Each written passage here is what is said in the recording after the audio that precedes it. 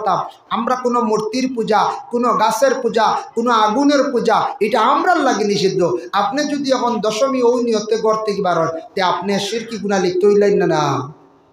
ফাকালা তা'বুদুল্লাহ ওয়ালা তুশরিকু বিহি শাইআন। আমাদের দেশের শিরকি গুনার মধ্যে লিপ্ত আছেন বাইরে, একটু খেয়াল করবা।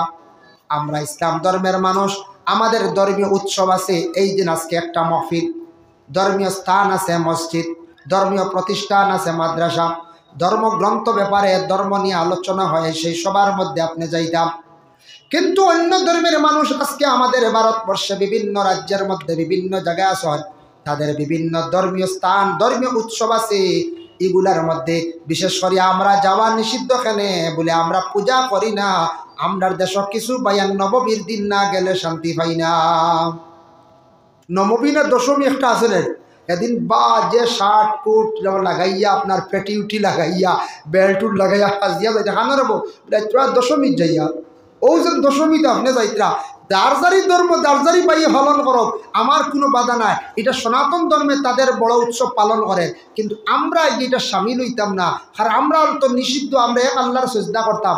আমরা কোনো মূর্তির পূজা, কোনো গাছের পূজা, কোনো আগুনের পূজা, এটা আমরার লাগে নিষিদ্ধ। আপনি যদি এখন দশমী ওই নিয়তে করতে কি পারেন, তে আপনি শিরকি গুনাহ লিপ্ত হইলেন না। ফাকালা তা'বুদুল্লাহ ওয়ালা তুশরিকু। তার কারণে কিছু শব্দ আছে আমরা এগুলার প্রতি লক্ষ্য করি না, প্রায় মানছি আমরা ভুল করি। তো একজন মেয়ে মানুষ মারা গেল উস্তাদ খাইয়া, মেয়েটা বহুত দুঃখে মারা গেছে, বহুত দুঃখে সেই মেয়েটা মারা গেছে। ভাই মুসলমান, এর লাগে বিশেষ করিয়া সময়ের মূল্য দিন। ভাই ওখান হইতে গিয়ে আমি বহুত আলোচনা করলাম। নবী যে ফরমান আসসালাতু ইযা আতাত, সময় মতো তুমি তার নমাজ পড়িলেও, সময়ের মূল্য দিও, সময়ের দাম দিও। মানুষের লাইফ যেটা আছে মেইন হইল গিয়ে 20 বছর। প্রথম এক তাকি জন্ম তাকি নিয়ে মনে করক্কা 20 বছর বয়স পর্যন্ত আপনি ছেলে সন্তান মেয়ে সন্তান আপনার পড়ার জিন্দগিতে আপনি আসেন। বাবায় কোনোদিন ছেলেরা কইছেন না রুজি করা লাগবো, খালি বাবায় খরচ দিয়া পড়াইছেন আপনারে বলে পড়িয়া ছেলেটা শিক্ষিত মেয়েটা শিক্ষিত ফরার করে আমি দিতাম। কিন্তু যেই দিন ছেলেটা পড়া 20-22 বছর পড়া বাদ দিলেইল, বাবায় কইবা কি খাজো লাগতা কোন দিকে যাইতায়। ও 20-22 বছর তাকিয়া 23 বছর তাকিয়া 40 পর্যন্ত মানুষের মেইন লাইফ। এই সময় মানুষে যদি মেহনত করিয়া, কোনো যুবকে যদি মেহনত করিয়া বিজনেস হোক কিবা তো কোনো কর্ম হোক জীবনে সে যদি সুন্দর করে করতে পারে না, তার লাইফটারে যদি গঠন করতে পারে না, জানিয়া রাখবা বাকি জিন্দগি 40-এর পরে 45-এর পরে যত মেহনত করক বা জীবনে আর সচ্ছল হইয়া চলা তার লাগে কঠিন হইব। এর লাগি ও মূল্যবান সময়ের মধ্যে আপনি ইবাদত বন্দেগী বেশি করে করতাম, আল্লাহর কাছে বেশি করে খুঁজিতা, আল্লাহর কাছে খুব বেশি দোয়া করতাম। এই মূল্যবান সময়ের মধ্যে বেশি মেহনত করতা, হাতের কোনো কাজ শিখতা, বালা মেকানিক্যাল কাজ শিখতা, জীবনে টাকা পয়সা কীভাবে বানাইতা। টাকা পয়সার দরকার আছে, দ্বন্দ্বলতর কিছু দরকার আছে বাবা। কিছু টাকা পয়সা না থাকলে শরীয়তের तमाम বিধান পুরা করা যায় না। এর লাগি বড় কষ্ট হয়। কিছু যদি আপনার ঘর যদি শান্তি থাকে না, টাকা পয়সা হাতে থাকে না, ইবাদত বন্দেগী করতে সময় পুরাপুরি শান্তি পাইতা নাই। এর লাগি মেহনত করার দরকার। টাকা পয়সা বানাইতে হইলে মেহনত লাগবো, আর আখিরাতের জিন্দগি উজালা করতে হইলে জিন্দগি আপনার আমার আমলের প্রতি মেহনত করতে লাগবো, তখন অবশ্যই জিন্দগি উজালা হয়ে যাব। ওই সময় বেশিরভাগ ছেলেরা নষ্ট হয়। বাইরে বিভিন্ন ধরনের নেশাযুক্ত জিনিসগুলা দেশের মধ্যে বাইর হইছে। আমাদের ভারতবর্ষের মধ্যে সবচাইতে বেশি আমি নিজে খেয়াল করিয়া দেখলাম, লক্ষ্য করে দেখলাম, বড় বড় ডাক্তাররা তারাও এইভাবে প্রকাশ করছে, কইছে সব থেকে বেশি নেশাযুক্ত জিনিসগুলা নর্থ ইস্টর মানুষে বেশি খায়। অন্যান্য জায়গাত গিয়া দেখবা ফানও তেমন খাই না, সংখ্যা বহুত কম। অন্যান্য জায়গাত গিয়া দেখবা এই যে গুটকা আরো বার হয়েছে না সিগনেচার, বাপরে সারা জীবন শুনলাম সিগনেচার কলম দিদি, এখন দেখা যায় কি নাম বাড়ে গেছে সিগনেচার। আরেগো কিতা কেপ না কিতা নাম, ও আরেগো খুব বেশি গানি চলে। একগুলো বাচ্চা ইনতে খুব খাইতরা, ইয়ং যুবক ভাই ইনতে খাইতরা। এটা ক্ষতি আছে ভাই, যেটা বানায় বনছে এটা খালি উপকার নাই, উপকার আপনার আপনি ফল খাইন না কিনিয়া, বালা জুস খাইন না, ইগু খাইতরা খালি ক্ষতি, ক্ষতি ছাড়া আপনার কোনো রেহাই নাই, ক্ষতি আর ক্ষতি। খুব বেশি নেশা চলে আমাদের নর্থ ইস্টের মধ্যে, গোটা ভারতবর্ষেও চলে, তবে সংখ্যা কম। আমাদের এলাকার মধ্যে বিশেষ করে আমাদের নর্থ ইস্টের মধ্যে বরাক ভ্যালির মধ্যে এইভাবে বিশেষ করে যুব সমাজ ভাইয়ান সচেতন জীবন আপনি সুন্দর করেন। একটা যদি আপনি দেখুন ড্রাগস যদি সেবন করা আরম্ভ করে দেন আপনার লাইফ বরবাদ। আপনি এই সময় যদি একটা কোনো মদ পানকারীর সঙ্গে চলেন, আপনি মদ পান করা শিখিলেন, জীবন আপনার বরবাদ। যদি আপনি বিজনেসও লাগি যান, বলে কোন জিনিস ড্রাগসর যদি বিজনেসও লাগুন, কোন দিন ধরা খাইবা, বাইরে জেলের মধ্যে ঢুকবা, নন বেল কোনো বেল নাই, ডিস্ট্রিক্ট ম্যাজিস্ট্রেটে কোনো অবস্থায় বেল দিতে পারে না, ইহা তক হাইকোর্টে পর্যন্ত বন্ধ করিয়া রাখি দিছে। ড্রাগস ব্যবসায়ী যারা ধরা খাইতরা এরার কোনো বেল নাই, এরারে জেল রাখি রাখি ম্যাজিস্ট্রেটে বিচার করে। জেলর ওইটা 15 মাস হয়ে গেল, তখন তানা এটা স্কুটনি করিয়া, তানা এটা ইনকোয়ারি করিয়া ফাইনাল চার্জশিট রিপোর্টটা ফাটাই দিলাইল, ম্যাজিস্ট্রেটে বিচার করা আরম্ভ করে দিল। যার কারণে আমাদের করিমগঞ্জ ডিস্ট্রিক্টের জেলা কারাগারের ভিতরে এইভাবে সাজাপ্রাপ্ত আসন 6 বছরও আছে, 10 বছরও আছে। একমাত্র ড্রাগস ব্যবসায়ী হকলরে 6-10 বছর পর্যন্ত সাজা দিলাইতে পারে। বাইরে দয়া করিয়া হুশ করবা, খেয়াল করবা, আল্লাহ কে আসতে আপনার আমার দয়া করি এই নেশার জিনিস খাওয়াও শিখতাম না, এটার তাকে বিরত থাকতাম। আর নেশাকর জিনিস যেগুলা, এগুলা ব্যবসার তাকে আপনার আমার বিরত থাকতাম। লাইফ বরবাদ হয়ে যাব, ধ্বংস হয়ে যাব। একদিন আফসুস করবা, খান দিবা, এমন দাগ লাগবে, সেই দাগ মিটানো সম্ভব হইতো নয়। সারা জীবন আপনি আফসুস করবা। আর জেলখানায় কান দুনিয়ার জমিনের মধ্যে বড় কঠিন জায়গা, আপনি গেলে বুঝতে পারবা, মারাত্মক জায়গা। আমরা শুনছিলাম ছোটবেলা বা কোনো কোনো সময় কেউ গল্প করছেন, জেলের ভিতরে সেল এখানে আছে, সেল শুনছিলাম আপনার। আমি দেখছি গিয়া কইলাম রে আমার সেল ওখান তোরা দেখাও। দেখলাম আন্দাই হো পশ্চিম বাদ গোর এখান টুটি মুটি বুঝাইছো। এখন এটা কমে গেছে, এখন বন্ধ করে দিছ। কইলাম আমার সেল দেখাও। ও আমরা শুনছি ছোটবেলার লড়িতে কুসা মারে, খালি সাইড ভাই বসা ইলা নাই। আর দেখলাম আলাদা এখন গোর আছে, ও গোর এখানে অন্ধকার, লাইটিং নাই। ফিসে একটা ছোট আপনার টয়লেট আছে, একটা সিট আছে, মশারি নাই, কোনো বিছনা নাই, কোনো লাইটিং নাই, অন্ধকার। জেল বিক্রি করেন, জেলের ভিতরে লড়াই করেন, মায়ের করেন, ফসাদ করেন, এনারে নিয়ে অনেক এক রাত জেলারে রাখি দিল। এক রাত মশার খামড় খাইয়া আন্দার বাদর দিন খালি চিল্লানি দিয়ে খালি ময়দানো বাদ। এক রাইতে টানা কত টানো হয়েছেন আমার কইছেন তারা। যার কারণে বিশেষ করিয়া জেল এখান সোজা নাই, সংশোধনের জায়গা। আর এখান বড় কঠিন জায়গা। হযরত ইউসুফ নবীও জেল কাটিসলা, কিন্তু তার সৎ পথে কাটিছেন, গতিকে তার মর্যাদা সম্মান আল্লাহ আরো বাড়াইছে। সুবহানাল্লাহ। বাংলাদেশে উপমহাদেশের মধ্যে বিখ্যাত এক আল্লাহর ওলি, যেন বিশেষ করিয়া বিদায় গেছেন আল্লামা সাহেব কিবলা ফুলতলি, তাই একটা জিনিসটা মানছেন না। দেশের সরকারে অর্ডার করছে বলে এটা কখনো মানিয়া নেওয়া আমার পক্ষে সম্ভব নয়। আপনার ফটোগ্রাফ, আপনার ফটো আমি গড়ে রাখতাম, শ্রদ্ধা করতাম, এইভাবে শিরকি গুণে আমি লিপ্ত হওয়া আমার পক্ষে সম্ভব নয়। যেহেতু সেই দেশ স্বাধীন দেশ, গণতন্ত্র দেশ, যদি বাদশাহী রাজত্ব হতো তাহলে মানিয়ে নেওয়া যায়, বাদশার হুকুম। বিশেষ করিয়া গণতন্ত্র দেশে আপনার এই আদেশ আমি মানি না, মানব না। সাহেব কিবলা ফুলতলি সৎ পথে জেল কাটিয়েছেন, কোনো ক্ষতি হয়েছিল কঞ্চান? জি না। জেল বড় কঠিন জায়গা। কোনো মানুষ জেলে গিয়া মানুষ একবারে ভালো হয়ে গেছে, কিন্তু যাওয়ার পরে একটা চিন্তা, আজ আমি দুষ করছি, আমারে আল্লাহ অন্য আনিয়া রাখছ। তে আমরা দুনিয়াত কত দুষ করি, আর আল্লাহ আমরা ওলা শাস্তি দিবাই না হয়ে যায়, দিবাই কান বিষয় আছে নানি। দুনিয়াত ভুল করিয়া যারা যান না পুলিশে ধরিয়া নিয়া কুয়োলো ঢুকাইয়া রাখি দি, কারণ কুয়োলো লাখান নানি। আর কিয়ামতর দিন কোন হাল বুঝরিব বুধবৈত্রানি, যে আল্লাহ হইয়াও দিতরা অতা শাস্তি আছে, আগুন আছে, সাপ আছে, বিষা আছে, তোমার উপরে গুরুজোর বাড়ি আছে, আল্লাহ হইয়া হইয়া দিতরা, এর ঘরে আমরা বুঝি আর না। অবাই মুসলমান, এর লাগি নবীজি সাল্লাল্লাহু আলাইহি ওয়াসাল্লামের কাছে একদিন এক আরবি ব্যক্তি আসে কইল, আতা আরবিয়ুন নবী সাল্লাল্লাহু আলাইহি ওয়াসাল্লাম, হে নবী আপনার কাছে আমি আসছি একটা কারণে। ফাকালা দুল্লানি ইজা আমালিন ইজা আমিলতুহু দাখালতুল জান্নাহ। ইয়া রাসূলুল্লাহ, আপনি আমার ওলা একটা আমল শিখাইয়া দে, যে আমলের দ্বারা আমি জান্নাত লাভ করতাম পারি, জান্নাতি বনতাম পারি। নবীজির কাছে আসে কইল, ইয়া রাসূলুল্লাহ আমার ওলা একটা আমল শিখাইয়া দেন, যে আমলের দ্বারা আমি জান্নাতি হইতাম পারি। নবীজি কইলা, ফাকালা তা'বুদুল্লাহ ওয়ালা তুশরিকু বিহি শাইআ, তুমি আল্লাহর ইবাদত করো, আল্লাহর শরীক করিও না। তুমি আল্লাহর ইবাদত করো, আল্লাহর কখনো শরীক করিও না। কিছু কিছু বায়ান আমাদের দেশের শিরকি গুনার মধ্যে লিপ্ত আছেন, বাইরে একটু খেয়াল করবা। আমরা ইসলাম ধর্মের মানুষ, আমাদের ধর্মীয় উৎসব আছে। এই দিন আজকে একটা মাহফিল, ধর্মীয় স্থান আছে মসজিদ, ধর্মীয় প্রতিষ্ঠান আছে, মাদ্রাসা, ধর্মগ্রন্থ ব্যাপারে ধর্ম নিয়ে আলোচনা হয়, সেই সবার মধ্যে আপনি যাইতাম। কিন্তু অন্য ধর্মের মানুষ আজকে আমাদের ভারতবর্ষে বিভিন্ন রাজ্যের মধ্যে বিভিন্ন জায়গায় আছেন, তাদের বিভিন্ন ধর্মীয় স্থান, ধর্মীয় উৎসব আছে। এগুলার মধ্যে বিশেষ করে আমরা যাওয়া নিষিদ্ধ কেনে বলে আমরা পূজা করি না। আমরার দেশ কিছু বায়ান নবমীর দিন না গেলে শান্তি পাই না।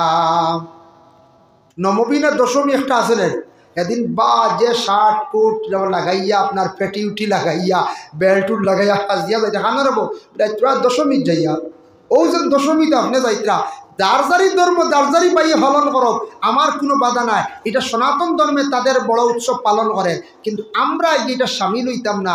আর আমরা তো নিষিদ্ধ, আমরা এক আল্লাহর সিজদা করতাম। আমরা কোনো মূর্তির পূজা, কোনো গাছের পূজা, কোনো আগুনের পূজা, এটা আমরার লাগে নিষিদ্ধ। আপনি যদি এখন দশমী ওই নিয়তে করতে কি পারেন, তে আপনি শিরকি গুনাহ লিপ্ত হইলেন না না। ফাকালা তা'বুদুল্লাহ ওয়ালা তুশরিকু বিহি শাইআ। আর একগুলো পিকনিক লাগি পাগল হয়ে যান গিয়া, পিকনিক না খাইলে হয় না। এটাও আমরার লাগি ভাই মানা, দয়া করি এটা ছাড়ি দেখুয়া, এটা খুব খারাপ জিনিস। এটা আমরার লাগি মানা, আমরার লাগি পিকনিক নাই। বুঝবাইছেন নি? পিকনিক দেখো খাবার যাওয়া হয় গিয়া আর কালকে একটা দেখলাম সোশ্যাল মিডিয়াত পিকনিকও গিয়া মায়ের করি এগু মনে মারি উলিছো। আমি পাইছে কালকে নেটো এগুলি ভাত্র ভালাইয়া খুব মারামারি করছো, আর জাক্কা ভাত্র ভালাইছ এগু মনে হয় বাঁচত না। দেখছি একবারে সেন্সলেস, বাঁচলো কিনা।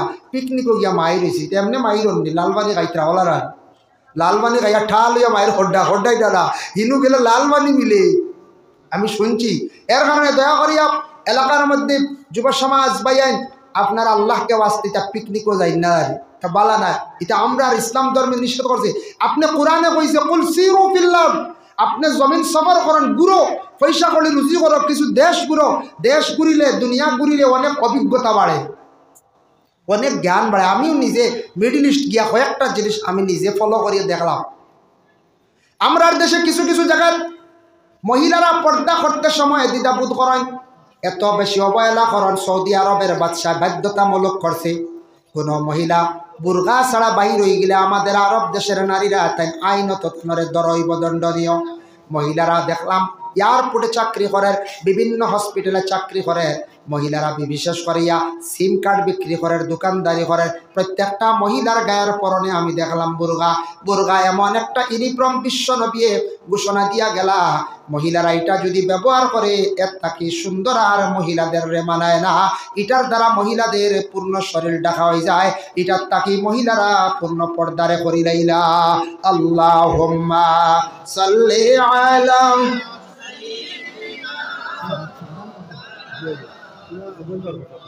وعلى آل سيدنا اللهم صل على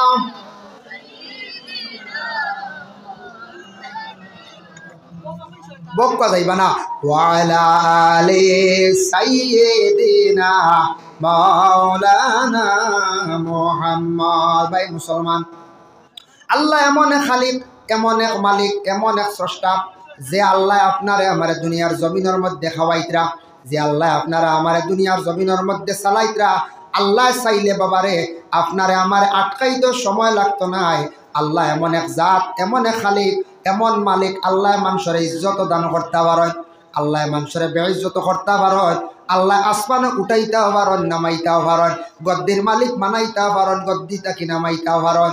বাংলাদেশের সরকার প্রধানমন্ত্রী ছিল শেখ হাসিনা, 1 ঘন্টা আগে ছিল সেই দেশের প্রধান নেতা, আর 1 ঘন্টার পরে দেখা যায় ভারতবর্ষে আগরতলায় আসছেন সাধারণ এক নাগরিক হয়ে গেলাম। আল্লাহ দেখছুনি ভারত 1 ঘন্টা আগে দেশের এক প্রধানমন্ত্রী আসলা, গদ্দিত আসলা, চেয়ারের মালিক আসলা, দেশের সরকার আসলা, নেতা আসলা, 1 ঘন্টা পরে এয়ারপোর্ট আইয়া আগরতলা। এখন আর তাই নেতা রয়েছেননি না, আল্লাহ সিংহাসন সিনাই নিতে সময় লাগেনি না। এর লাগে আল্লাহ মানুষের বিকারিও বানাইতেও পারেন, আর দলানালা বানাইতে পারেন, বাদশাহ বানাইতে পারেন। আল্লাহ এমন এক জাত। সাদ্দাত বাদশারে আল্লাহ কতটুকু ইহসান করলা দেখুন ভাই। সাদ্দাদর জান কবজ করার লাগি আল্লাহ কইলা আজরাইল তুমি যাও, সাদ্দাদরে বেহেস্ত ঢুকতে দিও না, সে যেখান তার বানানো বেহেস্ত, এই বেহেস্তর মধ্যে ঢুকতে দিও না, তুমি সাদ্দাদর জানটা লইয়া আইও বলে। আল্লাহ বড় দুঃখ লাগে। সাদ্দাদে অত আশা করি বেহেস্ত বানাইছে, একবার ঢুকি যাক না। বলে তোমার আর কোনোদিন দুঃখ লাগলো নি? বলে জিও লাগলো। বলে কোন দিন? বলে আল্লাহ আপনি একদিন আমার আদেশ করছেন একটা সমুদ্র পার হইয়া যাওয়ার সময় ছোট্ট একটা বাচ্চা নিয়ে একজন মা যাইতাম, আমার অর্ডার করছেন মায়ের জানটারে কবজ করি লাইতাম। ও সময় মেয়েটার জান আমি কবজ করি লাইছি আল্লাহ। ও সময় আল্লাহ কইলে একদিন দুঃখ লাগলো নি? বলে হ্যাঁ। বলে বাচ্চা যে কই করে খবর লইসলাইনি? বলে জি না, আমার তো দরকার নাই। আল্লাহ কইলে ও বাচ্চারে আমি সমুদ্রের পানির মৌজ দিয়া হাফাল দিয়া কিনারা লাগাইলাম, খিলা ফালিলাম আমি আল্লাহ, বাগুনি আনিয়া দুধ খাওয়াইয়া বড় করলাম। বাগুনি বাচ্চা দিছে, বাগুনির আল্লাহ আনাইয়া ও সাদ্দাদ রে সমুদ্রের ভারত দুধ খাওয়াইয়া আল্লাহ বড় করলাম। বাগুনির দুধ খাইয়া বড় হওয়ার পরে তারে আমি আশ্রয় লাগাইলাম, একজন বাদশার দ্বার লাগাইলাম। তারপরে তার মনে মনে আবেগ, সে বাদশা হইতো, তারে আমি বাদশাও বানাইলাম। ও সে বাদশা হওয়ার পরে কত বড় নিমক হারামি করলো, নাফরমানি করলো। আমি আল্লাহ বেহেস্ত তৈয়ার করিয়া রাখছি, সে নিজে নিজে বেহেস্ত বানাই লাইল। ও যে বাচ্চা ফালাইয়া আসলাই ও বাচ্চা হইল গিয়া সাদ্দাদ। যেমনি আজরাইলে শুনছন শুনিয়া কইলে আল্লাহর দেরি নাই, আমি জান খবজ করি লাইয়া। বেহেস্ত ঢুকতে পারছে না। এর লাগি আল্লাহ মানুষরে অটাল সম্পদশালী বানাইয়াও দুনিয়ার তাকে আল্লাহ উঠাইলা। খেয়রে আল্লাহ বড় গরিবী হালতে রাখে, খেয়রে আল্লাহ দন একবারে দের না, বড় গরিব ভিখারি বানাইও আল্লাহ জমিনও রাখে। আল্লাহর সৌন্দর্য, আল্লাহ সব কিছু পারে। জানি না কোন কারণে, তবে বিশেষ করিয়া যার যারি তকদিরের মুআমেলা। আর কিছু আছে মানুষে বুড়া খাস বরখাস্ততি খাজের কারণে মানুষের রিজেক্ট কমি যায়, জমিন থেকে উঠি যায়, আল্লাহ তারা এইভাবে নিম্নস্তরে নিয়ে পৌঁছায়। আল্লাহ বলে না, তরে বহুত কইছি, বহুত তরে আমি আমার তরে সিগনাল দিছি, তুই ঠিক হইছ না, তরে আমি জমিনও একটু নরম করি লিয়া। নবীজিয়ে তান কন্যা ফাতিমারে বিবাহ দিলাইছনে আলীর লগে। হজরতে আলী বড় গরিব সাহাবি, গড় এক খাট ব্যতীত আর দ্বিতীয় কিচ্ছু নাই। খাট হইতে মানে সখী, আর কিচ্ছু নাই। কিন্তু ফাতিমা একদিন বেমার, অসুস্থ, নবীজির কাছে খবর গেছে। নবীজি জলদি করে আসিয়া কইলা, ডাক দিয়ে কইলা, ও ফাতিমা আমি তোমার আব্বা আসছি, দরজা খুলো। বলে আব্বা দরজা খুলে আপনি গড় আসক্কা, মুকাশাফাতুল কুলুব কিতাব আনছেন। গড় গিয়া দেখুন ফাতিমা বিছনার মধ্যে শোয়া অবস্থা, তার শরীরে একটা চাদর জড়াইয়া রাখা। চাদরটা ছোট্ট, শরীরটা পুরাপুরি ডাকছে না, দেখা গেছে না, ঘুরছে না। নবীজি একবার ভাওর দিকে টান দিলে, একবার মাথার দিকে, এক বাজু ঘুরলে আর এক বাজু খালি হয়ে যায়। কইলা গো ফাতিমা আর কোনো চাদর নাই নে কাপড়? বলে ওই আব্বাজান আমি চাদর ব্যতীত শরীর ডাকার মতো আর কোনো কাপড় নাই। ওলা ফাতিমার জিন্দগি গেছে। কিন্তু একদিনও ফাতিমায় দুঃখ প্রকাশ করছেন না বাবার কাছে, বলে অত গরিব করো আমার এখানে বিবাহ দিলা। কিন্তু ফাতিমা তার জিন্দগির মধ্যে এত পরিশানি হালত, ফাতিমায় নামাজ ছাড়ছেন না, অত মানে পরিশানি হালত। হজরতে আলীও নামাজ ছাড়ছেন না। এত শক্ত ইমানওয়ালা আলীর সঙ্গে আল্লাহর রসুলে ইমানদার দেখিয়া, দিনদারি দেখিয়া তার মেয়ে ফাতিমার বিবাহ দিলা। শাহাবুদ্দিন কালিয়মি কিতাবের মধ্যে একটি হেকায়াত আনছেন। হজরতে আলী, ফাতিমা, হাসান, হুসাইন ইবনে আরিস পাঁচজন ঘরের মধ্যে বসা। 5 জন ঘরের মধ্যে বসা 3 দিন হয়ে গেল। ফাতিমার ঘরের মধ্যে চুলাত আগুন জ্বলছে না, মানে কোনো গোশত নাই, রুটি নাই, চুলা বন্ধ, উপবাস অনাহার অবস্থায় দিন কাটের। ফাতিমার সর্বশেষে ঘরের মধ্যে একটা চাদর আসলো, তহবন্দ আসলো, কাপড় একটা আসলো পরিধান করার। ওটা আলীর হাতে দিয়া কইলা, আলী ওটা তা তুমি বাজারনে ও বিক্রি করিয়া খাওয়ার যা পাও তুমি ঘরের মধ্যে নিয়ে আসো। 3 দিন হয়ে গেল আমার হাসান ও হুসাইন 2 জন ক্ষুধার্ত। আলিয়া তহবন লইয়া বাজারও গেলাম, 6 দিরহাম বিক্রি করলাম, মনে করক্কা 6 টাকা। 6 দিরহাম বিক্রি করিয়া আসার সময় রাস্তার মধ্যে একজন ভিখারি ভাইস। ভিখারি দেখিয়া হজরতে আলিয়া আবার আল্লাহর রাস্তার মধ্যে 6 দিরহাম সদকা করি লাইলা। উদ্বাইত্রান অত দয়ালু, গরো আনি নাই। ঘুরিয়া আসার সময় দেখিয়া তার দয়া হয়ে গেছে। 6 দিরহাম এখন আলী নিরাশ, একা হাটিতরা। কিছুক্ষণ পরে হঠাৎ যখন আলীর সামনে একজন মানুষ একটা উটুনি নিয়ে আসছে, আসিয়া কইল, আলী উটটা খরিদ করবাই নি, কিনবাই নি? বলে আমার কাছে এমন টাকা নাই, আমার এরা কোনো সাধ্য নাই। বলে আলী রে একটা দাম ধরিয়া তুমি উটটা কিনিলাও, বিক্রি করিয়া যা লাভ পাইবাই নিবাই, মূল সম্পদটা আমারে ঘুরাইয়া দিলেই ভাই। বলে দাম কত? যে ব্যক্তি দিলা 100 দিরহাম উটর দাম ধরিয়া দিলা। আলী বড় খুশি হইয়া উটটা লইয়া রানা দিছন।